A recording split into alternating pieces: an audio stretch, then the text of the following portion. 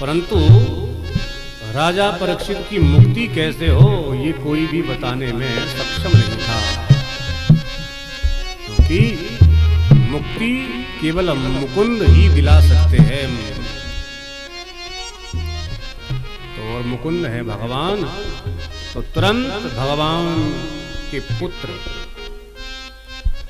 तो साक्षात भगवान के ही अवतार हैं।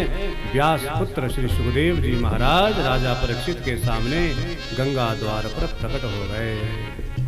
जैसे ही सुखदेव जी महाराज प्रकट हुए तो सारे संत सन्यासी अपने स्थान से खड़े हो गए और सबने हाथ जोड़ करके सुखदेव जी का अभिवादन किया, नमस्कार प्रणाम किया। बोल सुखदेव भगवान की जय हो। 16 वर्ष के सुखदेव जी जब आए तो बड़े बड़े आयु वाले ऋषि जब खड़े हुए तो राजा समझ गए, बालक देखने में बिल्कुल छोटा लगता है 16 वर्ष का, परंतु ये कोई बहुत बड़ा हुआ पहुंचा हुआ सन्यासी है। तो राजा ने आओ देखा ना ताओ तुरंत खड़े हो गए और दंडवत साष्टांग सुखदेव जी के चरणों में प्रणाम कर दिया। और वास्तव में यहीं से भागवत कथा आरंभ होती है, जहां से राजा परीक्षित और सुखदेव जी का संवाद शुरू होता है, यहीं से भागवत आरंभ होती है। तो सुखदेव जी को बढ़िया आसन दिया बैठने के लिए, सुखदेव जी इस पर बैठे, स्वयं राजा परीक्षित चरणों में बैठे और हाथ जोड़ करके बोले, ये शाम संस्मरणात् पुंसाम सद्य शुद्ध्यन्ति वै गृह किम पुनर्दर्शन स्पर्श पाद शौच सनादिभिः। प्रभु आज मैं धन्य हो गया जो आपका दर्शन मुझे हुआ, और मैं भाग्यशाली नहीं अपितु सौभाग्यशाली हूँ। दर्शनों के साथ साथ में मुझे आपका चरणोदक भी प्राप्त होगा, आपके चरण मैं स्पर्श कर सकता हूँ, क्योंकि आप जैसे महात्मा ज्यादा देर तक कहीं ठहरते नहीं हैं। और मुझ राजा परीक्षित का ये परम सौभाग्य है कि आप स्वयं चल करके आए और मुझ पर आपने कृपा की। इसलिए प्रभु मैं कुछ आपसे जानना चाहता हूँ। अतः पृच्छामि संसिद्धि योगिनां परमं गुरु पुरुषस्य यत्कार्य म्रियमाणस्य सर्वथा। प्रभु अतः पृच्छामि, आप मुझे जरा बताओ कि म्रियमाणस्य किम कर्तव्यम, जो मरण धर्मा व्यक्ति है उसकी मुक्ति कैसे होगी, वो क्या करे। जरा ध्यान देना, मरने वाले तो संसार के सभी प्राणी हैं, मृत्यु लोक में जो आए हैं सब मरेंगे, आया है सो जाएगा राजा रंग फकीर। परंतु प्रभु मैं अमर नहीं होना चाहता, केवल आपसे इतना जानना चाहता हूं कि संसार में जितने भी प्राणी हैं ना सब मरण धर्मा है, एक ना एक दिन अवश्य मरेंगे, और 7 ही दिन सबके पास में है, रवि सोम मंगल बुध गुरु शुक्र और शनि, 8वां कोई दिन है नहीं। तो मुझे भी 7 दिन में मरने का श्राप लगा है, तो इसलिए जरा बताओ मुक्ति कैसे होगी। जहां राजा परीक्षित ने पूछा तो देखो पहले सुखदेव जी ने राजा परीक्षित को डांटा, अरे राजन क्या तुमको इतना भी ज्ञान नहीं है भाई, जब घर में कोई अतिथि आए तो सबसे पहले उसको थोड़ा बैठने दो, आराम करने दो, उसको पानी पिलाओ, खुश खैरियत पूछो। तुमने तो आते ही प्रश्नों की झड़ियां लगा दी। अतिथि सत्कार नहीं जानते क्या?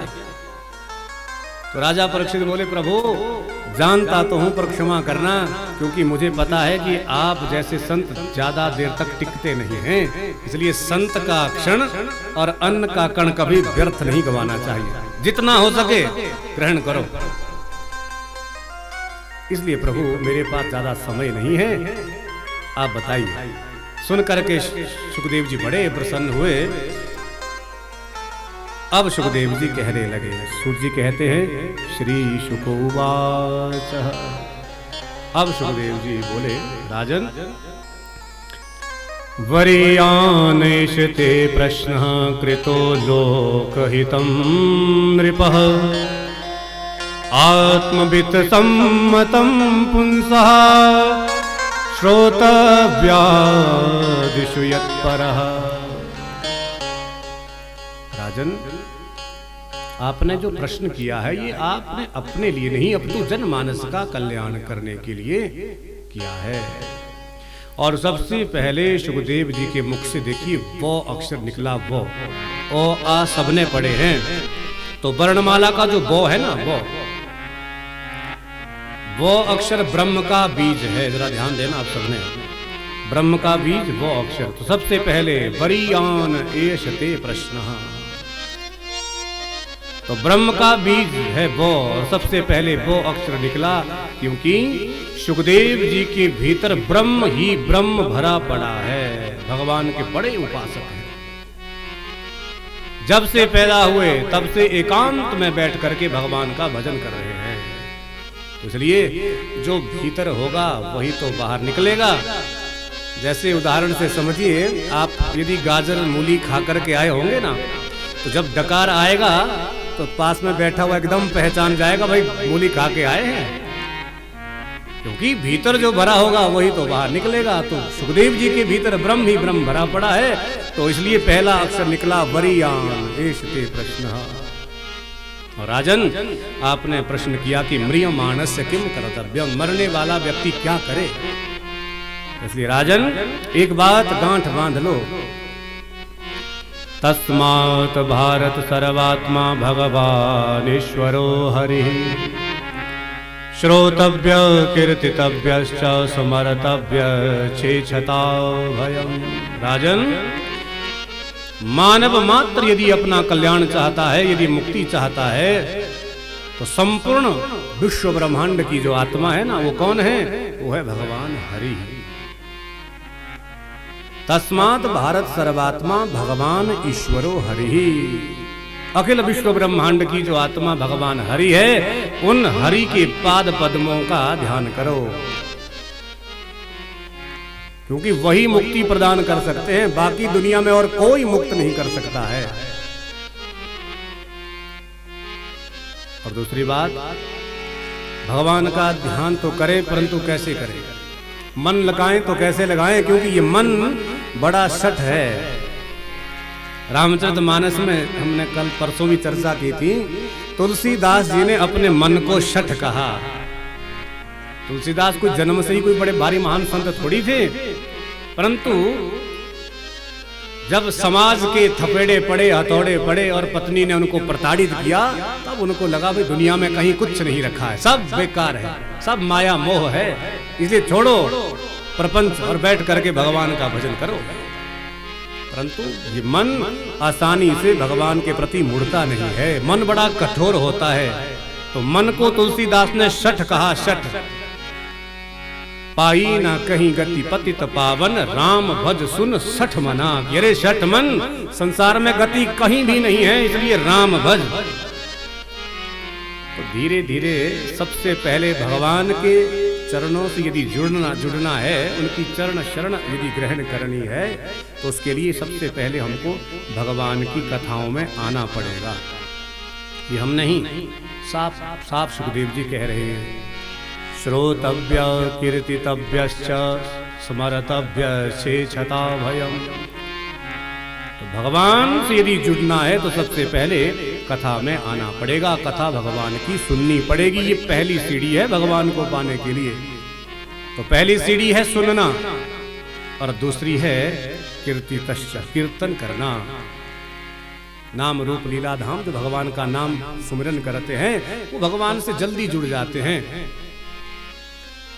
क्योंकि ज्ञानी बनना बहुत कठिन है, बहुत ज्यादा पढ़ना लिखना पड़ेगा, और फिर ज्ञानी बनने के बाद भी ये आवश्यक नहीं कि मुक्ति होगी, क्योंकि ज्ञाना अभिमान लेकर के फिर भ्रम हो जाता है। ज्ञान का जो अभिमान रखते हैं, जो बड़े भारी ज्ञानी होते हैं, उनको फिर भ्रम हो जाता भी ऐसा क्यों वैसा क्यों, तो फिर वो उसी में उलझ जाते हैं, संशय उनके मन में हो जाता है, तो फिर वो उलझते ही रहते हैं। तो इसलिए जो बिल्कुल साफ मन का है, ज्यादा पढ़ने लिखने की आवश्यकता नहीं, केवल सच्चे मन से भगवान का ध्यान करें तो वो मुक्ति आसानी से पा सकता है। तो पहला कर्तव्य है भगवान की कथाओं को सुनना, और दूसरा है भगवान का कीर्तन करना, और तीसरा स्मरण करना।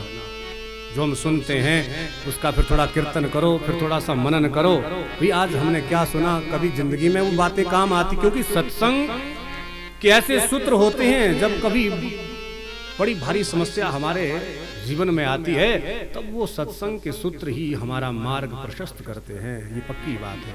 मान लीजिए, उदाहरण से समझते हैं, विवाह हो रहा है, अब रात में आपने सोचा भी चलो शादी में चलते हैं, विवाह में चलते हैं। फिर आपको ध्यान आया भाई देखो मौसम आजकल खराब है, कहीं बिजली चली गई तो फिर क्या होगा, तो इसलिए थोड़ा अपना घर से ही मोबाइल या टॉर्च लेके चलते हैं। अब आप शादी में पहुंचे, वहां तो चारों तरफ से बिजली ही बिजली चमक रही थी, बड़ा भारी वहां पर उजाला हो रहा था। तो आपको लगा भाई देखो हम तो ऐसे ही बाहर लेकर के आ गए, अब तो चलो फोन का जमाना है, अब तो सबके पास फोन है, इसको कोई बाहर नहीं समझता है। मान लीजिए पहले के जमाने में फोन तो होते नहीं थे, तो एकमात्र सहारा था टॉर्च। तो उससे पहले तो होती थी फिर लकड़ी की जलाई जाती थी, परंतु जब टॉर्च आई तो आपने भी बड़ी सी टॉर्च अपनी जेब में डाली, शादी में पहुंच गए। पर जब वहां पहुंचे तो देखा भी हम तो ऐसे ही बाहर लेके आ गए, क्या करेंगे, यहाँ तो सब बढ़िया ठीक ठाक है। परंतु अचानक एकदम लाइट चली गई, बिजली गुल। अब सब तो अंधेरे में भटकते रह गए, भाई हमारे जूते कहाँ हैं। तो आपने अपनी टॉर्च निकाली, उजाला किया, अपने जूते ढूंढे और चल पड़े। तो कहने का मतलब ये है, उसी प्रकार से सत्संग के सूत्र भी हमारा मार्ग प्रशस्त करते हैं। जब कोई बड़ी भारी समस्या आती है, तब वो सत्संग के सूत्र हमारे जीवन में सदुपयोगी हमारे काम आते हैं। परंतु आते तब हैं जब कोई समस्या आती है, तब, अन्यथा तो सब मौज ही मौज। तो इसलिए राजन, पहला काम है भगवान की कथा को सुनना, और उसके बाद क्या करें,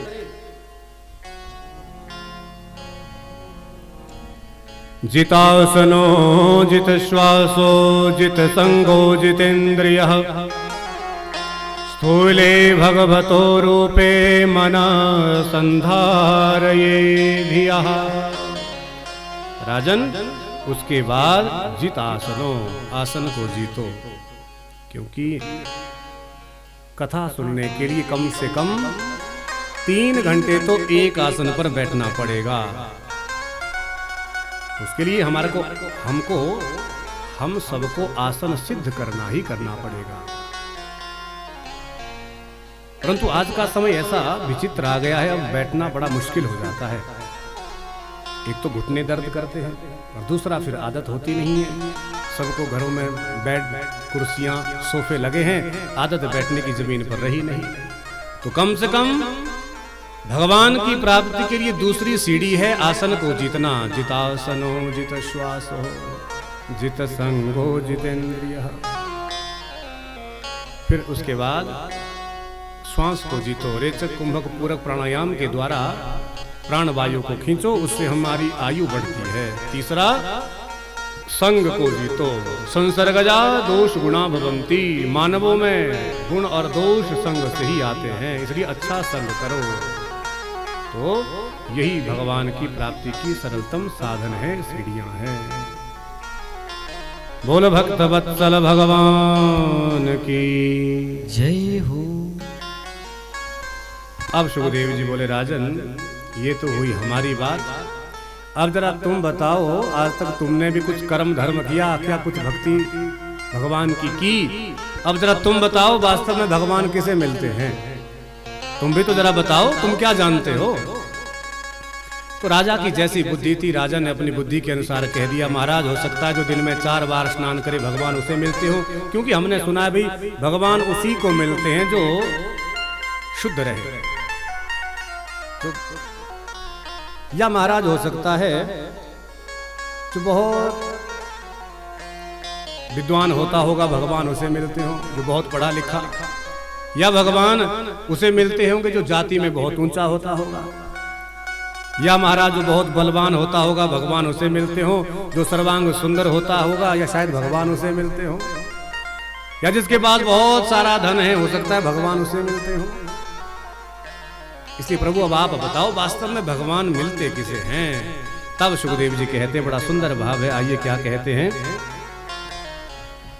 व्याधस्य चरणं ध्रुवस्य चौभयो विद्या गजेन्द्रस्य का जाति विदुरस्य यादवपतेरुग्रस्य किं पौरुषम् कुब्जाया किमु तत्र रूपमधिकं किं तत्सुधाम्नो धनं भक्त्या तुष्यति केवलं परमया भक्ति प्रियो माधवः।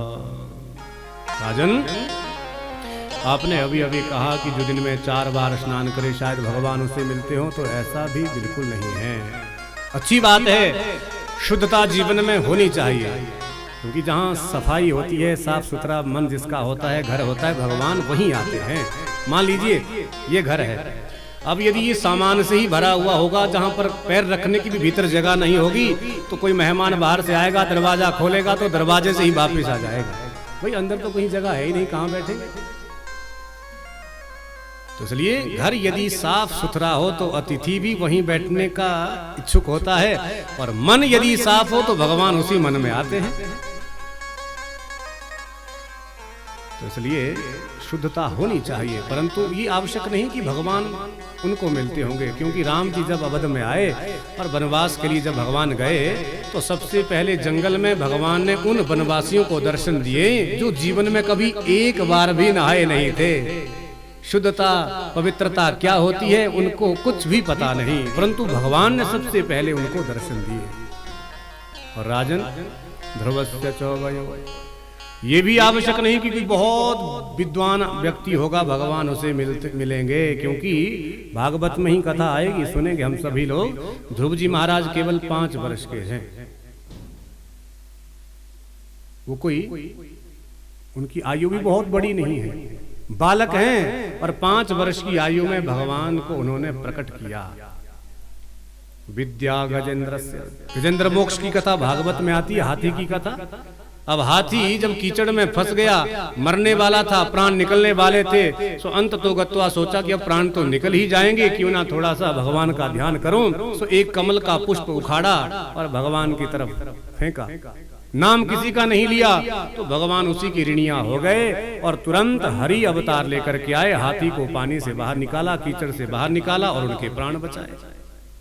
अब हाथी कौन से विश्वविद्यालय से पढ़कर आया होगा? अरे हाथी तो मूर्ख जानवर है, तो ये भी आवश्यक नहीं कि पढ़े लिखे व्यक्ति को भगवान मिलते होंगे।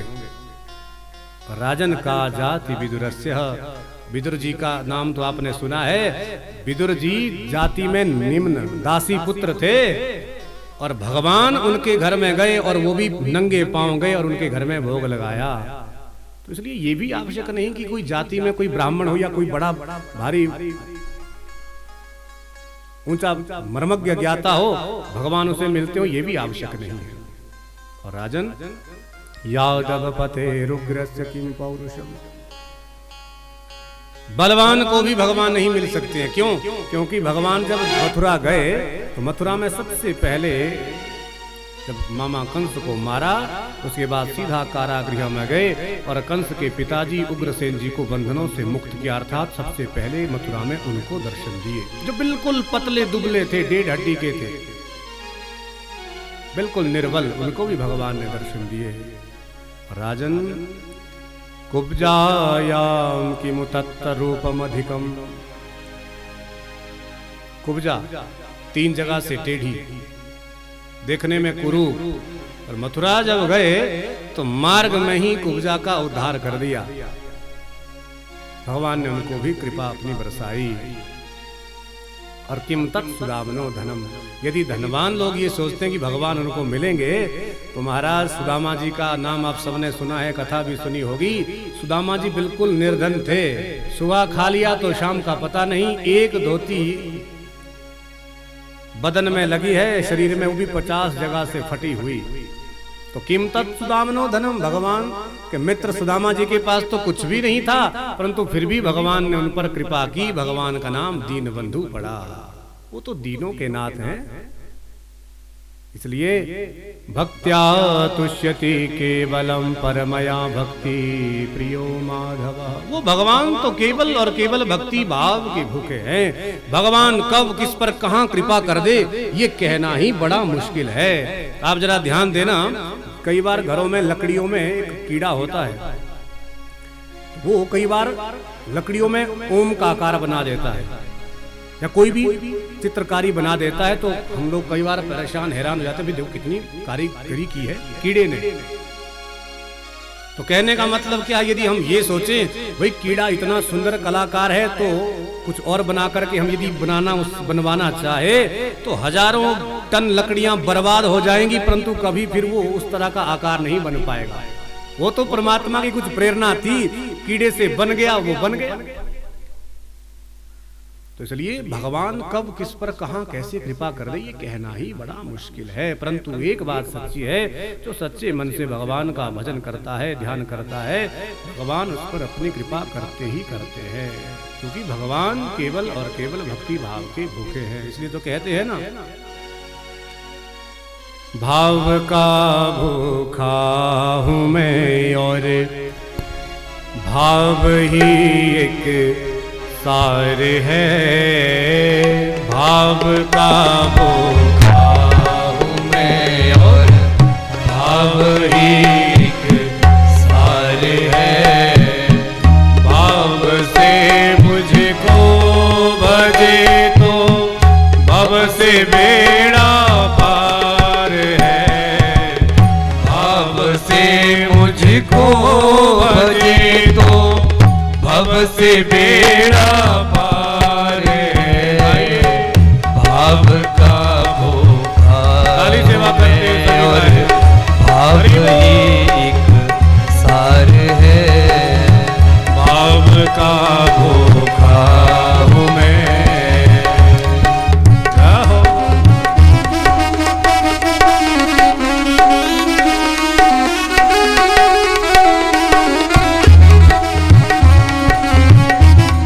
बड़े भाव से बोलिए।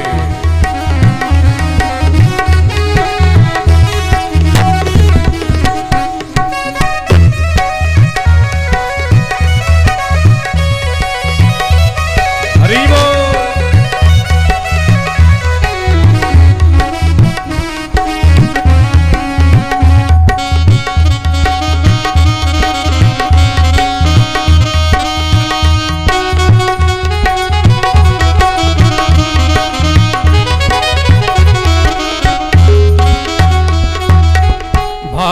बिन कुछ भी वो देवे मैं कभी लेता नहीं।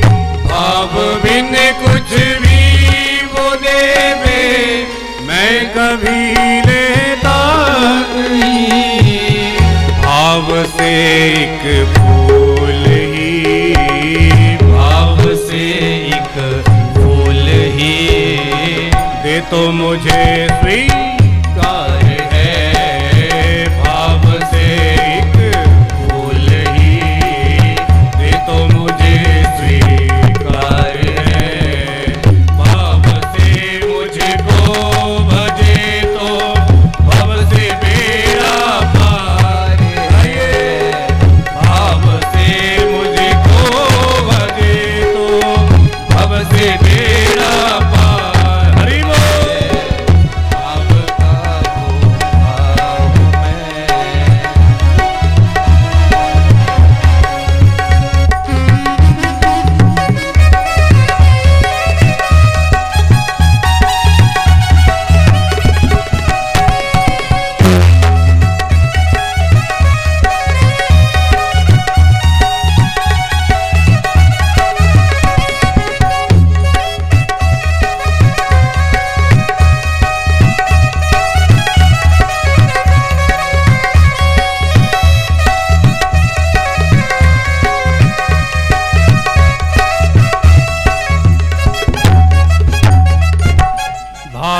बिन सुहनी पुकारे मैं कभी लेता नहीं।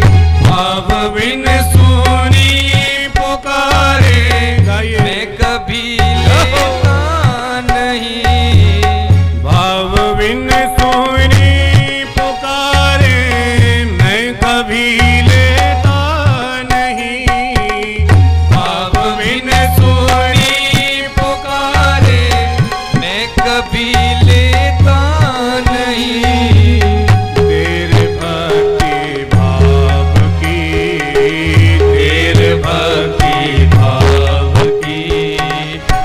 मुझे लाचार है, तेरे भक्ति भाव की करती मुझे लाचार है। भाव से मुझको भजे तो अब से बेड़ा पार है।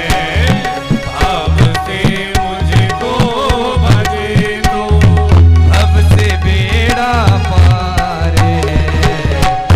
अब का हूँ मैं और भाव ही एक सार है। बोल वृंदावन बिहारी लाल की जय हो। भगवान तो केवल और केवल भक्ति और भाव के भूखे हैं। केवल भाव से कह दो बस,